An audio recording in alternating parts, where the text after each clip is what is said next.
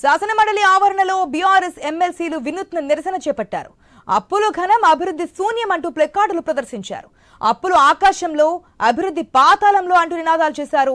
1,88,000 కోట్ల అప్పులు చేసి ఎంతమంది మహిళలకు 2,500 ఇచ్చారో, ఎంతమంది వృద్ధులకు 4,000 పెన్షన్ ఇచ్చారంటూ ప్రశ్నించారు.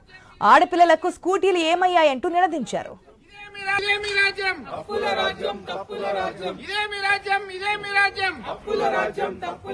అప్పులు ఆకాశంలో, అభివృద్ధి పాతాళంలో, అభివృద్ధి పాతాళంలో, అప్పులు ఆకాశంలో.